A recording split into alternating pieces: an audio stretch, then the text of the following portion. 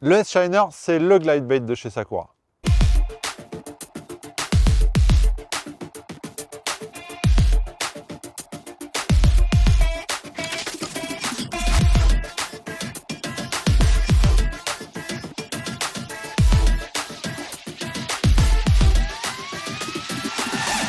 Le S-Shiner, c'est pas vraiment une nouveauté puisque c'est un leurre qui est sorti il y a 1 an et demi sur le marché et c'est le gros coup de cœur de toute l'équipe qui pêche le brochet. C'est un leurre qu'on a conçu à l'image de Sakura, c'est-à-dire de faire un leurre vraiment simple à utiliser dans le sens où qu'on soit un novice ou qu'on soit vraiment un expert de la recherche du brochet et de l'utilisation des big baits, on peut le travailler aussi bien au moulinet qu'à la canne. C'est vraiment la spécificité de ce leurre-là, c'est-à-dire qu'un novice qui va avoir des difficultés à animer avec des coups de canne et à trouver des petites subtilités, et bien là, il va vraiment pouvoir découvrir la pêche au glide bait avec ce leurre-là en l'utilisant simplement au moulinet et en faisant toutes ses animations au moulinet.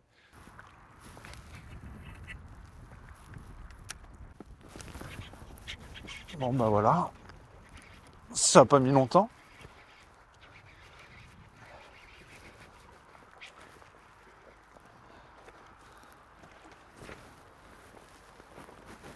Yes.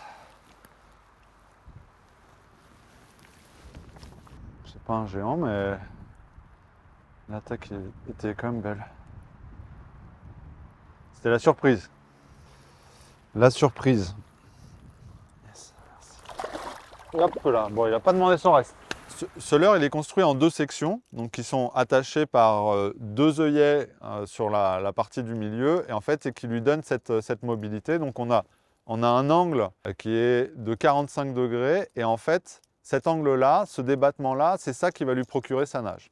Et donc le S-Shiner, il s'appelle comme ça parce qu'il a une nage en S, donc ES, Shiner, donc cette nage en S, c'est une nage qui est un peu sinusoïdale, qu'on appelle la S-action, où le leurre va se déplacer comme ça, de manière très nonchalante, de droite à gauche. Et ça, c'est dû à ce débattement-là. Donc chaque fois que la queue va tomber d'un côté, le leurre va partir de l'autre, et ainsi de suite. Donc ça, c'est l'action initiale du S-Shiner. L'action 2, c'est le side-by-side. Donc ça veut dire en anglais, la traduction littérale, c'est le côté par côté. Donc c'est une action qu'on va imprimer au leurre en le jerkant à la canne ou en faisant au moulinet des enclenchements comme ça, des rotations qui s'arrêtent, qui s'arrêtent, qui s'arrêtent, qui s'arrêtent. À chaque fois que le leurre va s'arrêter, la bannière va tomber et à partir du moment où on voit la bannière qui tombe, c'est que le leurre continue son impulsion en fait.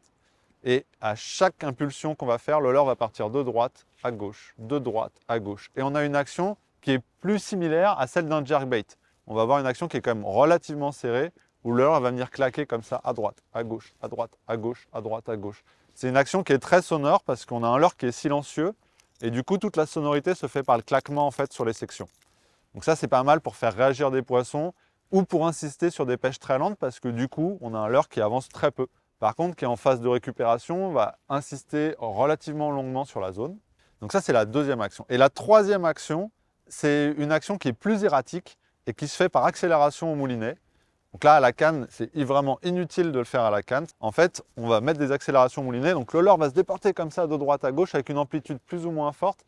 Et à chaque fois que vous allez vous arrêter votre récupération, le leurre va continuer son amplitude. Et dès que vous allez la reprendre, il va repartir et avoir cette action un peu comme on pourrait avoir avec un jerkbait où on va lui imprimer des coups de sion et le leurre va se désaxer à droite à gauche. Là, on va avoir la même chose avec une action qui est plus erratique sur des phases d'accélération. Donc ça, c'est vraiment les 3 principales actions de ce leurre-là qui vont vous permettre de découvrir cette famille de leurre-là, le glide bait, et surtout qui vont permettre de couvrir de multiples facettes de la pêche, que ce soit des pêches très lentes plutôt à l'hiver ou des pêches vraiment plus réactives au printemps ou alors des pêches vraiment très très rapides qu'on va pouvoir utiliser l'été au-dessus des herbiers par exemple pour la pêche du brochet.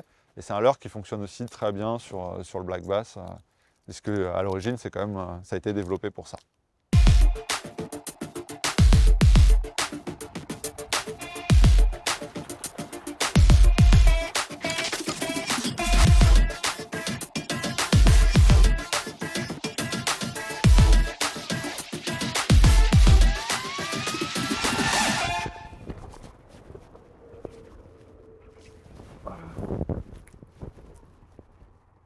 c'est la touche blocage.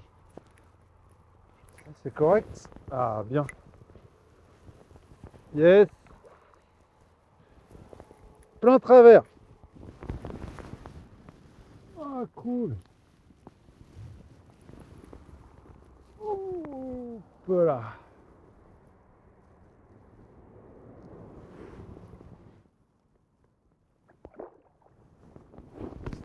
Donc le S-Shiner, il est disponible en deux tailles. Donc on a une taille de 190 mm et une taille de 170 mm, donc 19 et 17 cm respectivement. Ces deux tailles, elles fonctionnent avec la même vitesse de coulée et elles évoluent à des profondeurs qui sont relativement similaires puisqu'on est en moyenne sur une profondeur de nage qui est de l'ordre de 1 mètre. Donc ça permet de couvrir vraiment toutes les étangs, toutes les zones qu'on pêche habituellement pour le brochet. Et si vraiment on veut pêcher plus profond, on peut y ajouter des plombs clip poire sur la partie centrale ici, sur l'œillet central, avec des grammages plus ou moins légers. Ça reste quand même un leurre qui, malgré tout, est sensible à l'ajout de plomb. Donc si on veut y rajouter des plombs, il ne faut vraiment pas aller au-delà de 10 grammes parce qu'on va commencer à déséquilibrer le leurre et il va moins bien nager. Donc c'est important de rester sur des grammages de 4, 6, 8 grammes, 10 grammes maximum quand on veut le faire évoluer un petit peu plus lentement. Mais je vous conseille quand même plutôt de le laisser naturel et de pêcher plus lentement et de le laisser redescendre sur les phases de pause. C'est vraiment là où il est vraiment le plus efficace. Et après, en termes de coloris, donc, vous allez pouvoir retrouver ces deux tailles dans plus de 10 couleurs. Donc on a des couleurs qui sont très flashy comme ça, qui sont adapté à des moments où il y a faible luminosité et sur des plans d'eau où l'eau est relativement turbide, elle est un peu sale. Et après, on a des coloris naturels et transparents, voilà, comme celui-ci, qui sont eux vraiment plus adaptés, plus adéquats pour pêcher des eaux claires ou des zones voilà, où il y a une visibilité qui est relativement élevée dans l'eau ou des moments où la météo est vraiment clémente avec des ciels bleus et des fortes luminosités. Oh.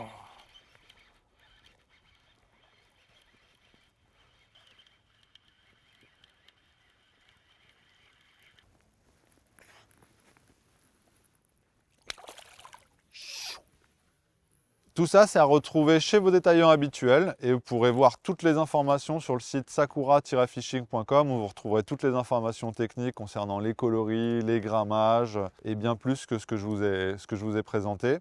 Et pour ceux qui me connaissent, je ne suis pas un grand amateur de pêche au big bait et de pêche avec des gros leurres, mais le S-Shiner, c'est clairement un des leurres qui est toujours dans ma boîte parce que le jour où il faut pêcher un petit peu gros et avoir des volumes, c'est vraiment un leurre qui fait la différence.